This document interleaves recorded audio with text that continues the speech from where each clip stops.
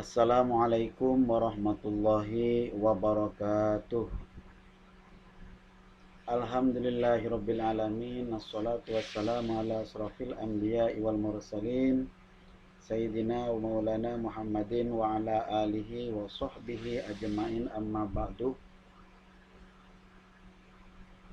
Alhamdulillah, masih Allah memberikan kepada kita nikmat kesehatan, nikmat iman, dan juga alhamdulillah kita dibebaskan oleh Allah dari segala penyakit. Semoga anak-anakku yang ada di rumah begitu juga adanya. Sebelum kita memulai pelajaran ini, untuk mengawali dari pelajaran ilmu Al-Quran, marilah kita membaca suratul Fatihah dulu. Semoga apa yang Bapak sampaikan kepada kalian itu menjadi ilmu yang bermanfaat fid dunya wal akhirah. Wa ala hadinah wa kulliyatin solehah bisafaati Rasulillah sallallahu alaihi wasallam. Al-Fatihah. A'udzubillahi minasyaitonir rajim. Bismillahirrahmanirrahim.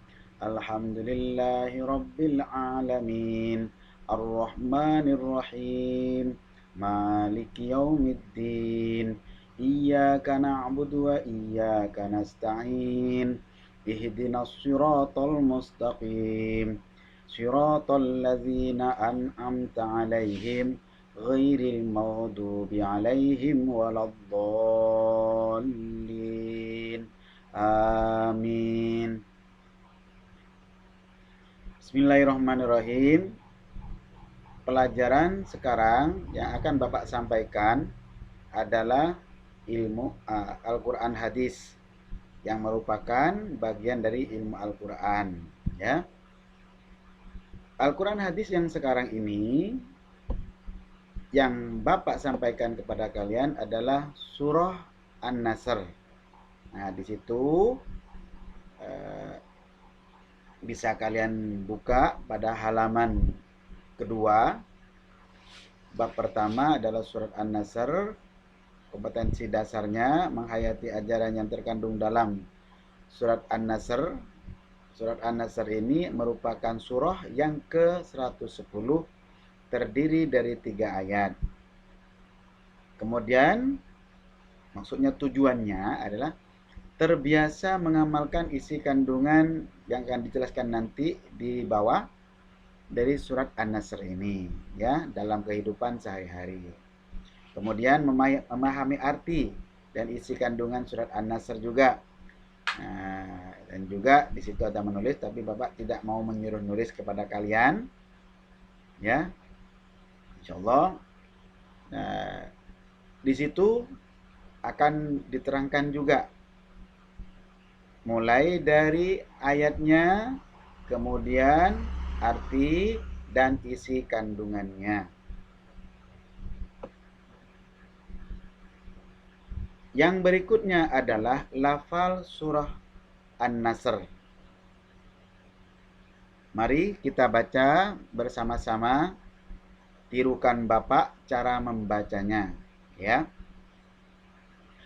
A'udzu billahi minasyaitonir rajim.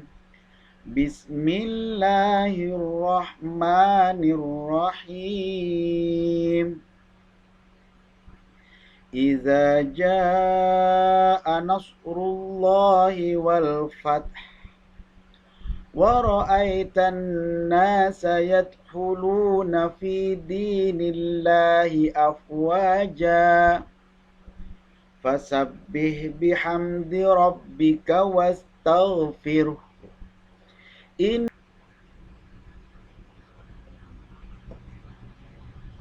Ayat pertama artinya, apabila telah datang pertolongan Allah dan kemenangan. Ayat kedua, dan engkau melihat manusia berbondong-bondong masuk agama Allah, yakni agama Islam. Yang ketiga, maka bertasbihlah dengan memuji Tuhanmu dan mohonlah ampun kepadanya. Sungguh Dia Maha Penerima Taubat. Surah An-Nasr, surah yang ke-110 terdiri dari 3 ayat. Anak-anakku yang dirahmati Allah, dari ayat tadi, nah di sini juga ada latihan, tapi tidak usah dikirim ke Bapak, cukup kalian kerjakan sendiri aja di bukunya, ya. Tidak untuk dikirim ke Bapak. Untuk melatih kalian menulis, di situ ada melengkapi dari surat An-Nasr. Kalian tinggal melihat di atasnya ya. Tuh. Sekarang Bapak mau menjelaskan tentang isi kandungan surah An-Nasr. Isi kandungan surah An-Nasr, pertolongan Allah senantiasa bersama orang yang berjuang di jalannya. Salah satu surah dalam Al-Quran yang menyebutkan hal ini adalah surah An-Nasr. An-Nasr artinya pertolongan. An-Nasr merupakan surah yang ke-110 dari 114 surah yang ada dalam Al-Quran. Surah An-Nasr tergolong Madaniyah. Meskipun diturunkan di Mekah, tetapi waktunya sudah setelah Rasulullah berhijrah ke Madinah. Nah, yang terbiasa adalah apabila yang disebut dengan surah Madaniyah atau Makkiyah, nah, itu surahnya jelas. Kalau surah yang surah turunnya ke Makkah itu disebut Makkiyah. Sedangkan yang turun di Madinah Madaniyah. Nah, untuk surah yang An-Nasr ini meskipun diturunkan di Mekah tetapi termasuk golongan surah Madaniyah dikarenakan Rasulullah sudah berhijrah ke Madinah. Anak-anakku sekalian yang dirahmati Allah, surah ini diturunkan oleh Allah berkenaan dengan peristiwa Fathul Mekah. Apa Fathul Mekah? Peristiwa pembebasan kota Mekah oleh kaum muslimin terhadap orang kafir Quraisy. Ya. Pada ayat pertama Allah menyatakan apabila telah datang pertolongan Allah dan kemenangan. Yani maksudnya telah terbuka bahwa kota Mekah yang pada sebelumnya tertutup bagi orang muslim dengan pertolongan Allah, Nabi Muhammad SAW memperoleh kemenangan sehingga dapat memasuki dan menguasai kota Mekah.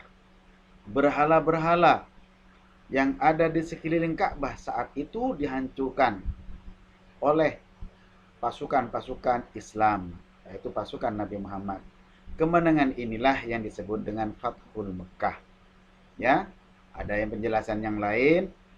Di situ terdapat banyak berhala, yaitu sekitar 350 berhala. Sebelum Nabi Muhammad mengadakan pembebasan ke Mekah tersebut. Nah ini, Mekah dikelilingi oleh patung-patung. Berhala itu patung-patung ya, yang dijadikan sembahan oleh orang kafir Quraisy. Nah itu penjelasan yang lebih detail lagi itu akan dijelaskan di buku SKI-nya kalian ya. Bisa kalian bertanya kepada Bapak Guru yang mengajarnya dari SKI ini. Ayat kedua menjelaskan kepada Nabi Muhammad untuk kita ya. Dan engkau melihat manusia berbondong-bondong masuk agama Allah. Sejak peristiwa Fathul Mekah atau kemenangan, banyak orang menyatakan diri sebagai pengikutnya Nabi Muhammad. Mereka mengakui bahwa agama Islam ini yang benar dan mereka mengucapkan 2 kalimat syahadat, yaitu asyhadu an la ilaha illallah wa asyhadu anna Muhammadar Rasulullah. Tuh. Jadi di situ juga ada peristiwa-peristiwanya, nanti Bapak jelaskan ya. Supaya Anda tidak terlalu lama. Ayat yang ketiga, Allah memerintahkan kepada kita, kepada orang semua manusia sebenarnya, tetapi lebih khusus kepada kaum muslimin yang saat sekarang. Maka bertasbihlah dengan memuji Tuhanmu dan mohonlah ampun kepadanya. Sungguh dia maha penerima tobat. Artinya, yang dimaksud bertasbih, yaitu bertasbih adalah mengakui kebesaran dan kesucian Allah. Ya, hal ini disebabkan kemenangan Rasulullah SAW dan kaum muslimin yang harus disyukuri sebagai karunia Allah Subhanahu wa taala. Rasulullah diperintahkan oleh Allah untuk memohonkan ampun bagi orang-orang kafir yang sudah bertaubat karena Allah Maha penerima taubat, ya. Jadi Allah itu Maha penerima taubat, biarpun dosa orang tersebut bagaikan busa di lautan saking banyaknya. Nah, kalau kamu lihat itu busa yang waktu ombak besar, nah, itu kan berbusa-busa putih itu. Nah, meskipun banyaknya dosa orang tersebut seperti itu, namanya Allah Maha Pengampun, Maha Pemaaf, maka oleh Allah asalkan orang tersebut bertobat maka dan tidak kembali lagi kepada dosa tersebut, Allah mengampuninya, ya.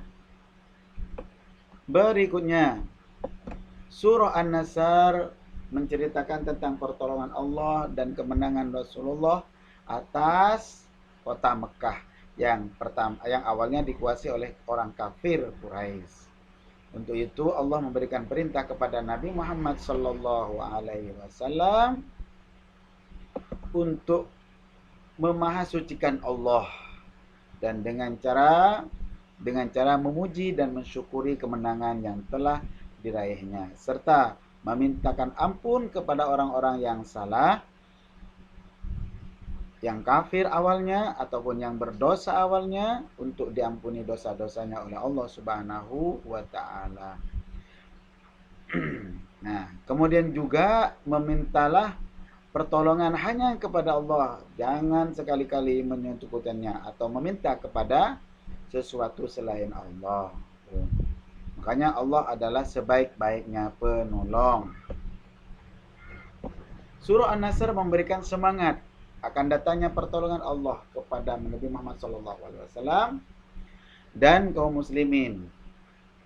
Karena pada waktu itu masih banyak masyarakat yang menolak ajaran agama Islam. Akan tetapi dengan pertolongan Allah dan keteguhan hati Nabi Muhammad SAW dan dalam berdoa, tahap demi tahap masyarakat Arab mau memeluk agama Islam hingga terus menyebar ke seluruh dunia sampailah kepada kita saat ini.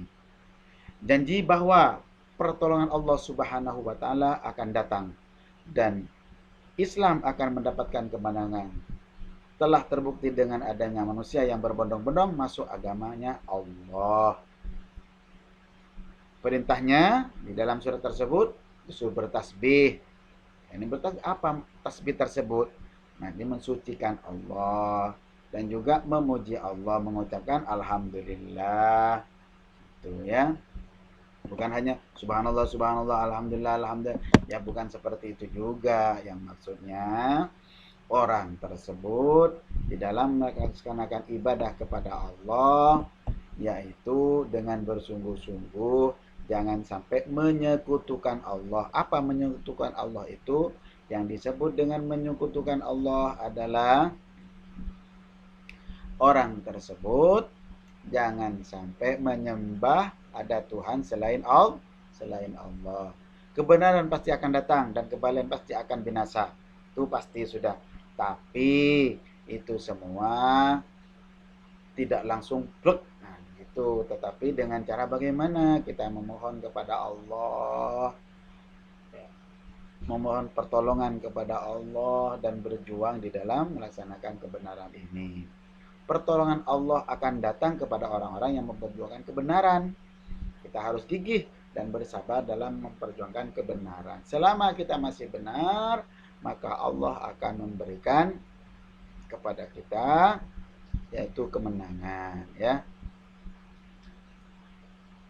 Anak-anakku sekalian, perlu Bapak tambahkan meskipun tidak ada di dalam bukunya, selain daripada eh, keterangan tadi, Nabi Muhammad di waktu itu, waktu perjalanan dari Madinah ke Mekah itu tidak segampang yang dibayangkan. Di jalan pertamanya memang banyak masyarakat-masyarakat yang masuk Islam, dia berbondong-bondong ikut ke Mekah bersama dengan pasukan-pasukan Nabi Muhammad tersebut untuk membebaskan yakni Mekah tadi yang dikuasai oleh orang kafir. Itu kemudian suatu saat Nabi Muhammad sama pasukannya tersebut, karena sudah ada kabar, Nabi Muhammad itu kalau katanya orang kafir, Muhammad itu akan datang ke sini, maka kita persiapkan pasukan. Nah, tapi mereka ketar-ketir, sudah takut.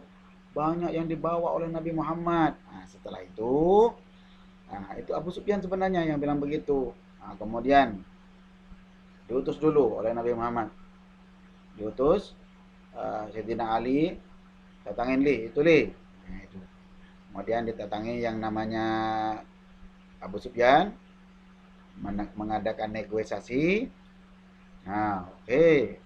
Maksudnya negosiasi tersebut bagaimana ini? Nah, ternyata Abu Sufyan waktu menghadapi daripada Sayyidina Ali dan Sayyidina Utsman juga begitu, lama kelamaan Abu Sufyan sendiri masuk Islam. Nah, gitu. Terus setelah nyampe ke Mekah, tidak ada serangan-serangan yang berarti. Ada kan dikepung 4 pojok dari Mekah itu, Masjidil Haram itu. Kemudian ada yang perlawanan hanya sedikit aja. Langsung setelah itu masuklah. Kemudian dibilang oleh Nabi Muhammad, siapa yang menutup rumahnya selamat, siapa yang membuka pintunya selamat, siapa yang masuk ke rumah Abu Sufyan selamat. Nah, datangnya Islam tersebut ke situ dalam keadaan damai, ya. Demikian penjelasan Bapak tentang surah An-Nasr ini. Semoga menjadi ilmu yang bermanfaat, berguna fid dunya wal akhirah. Demikian kita lanjutkan nanti, yaitu pelajaran kedua, yaitu surah fikih, ya. Bapak akan melanjutkan pada fikih. Demikian, wassalamualaikum warahmatullahi wabarakatuh.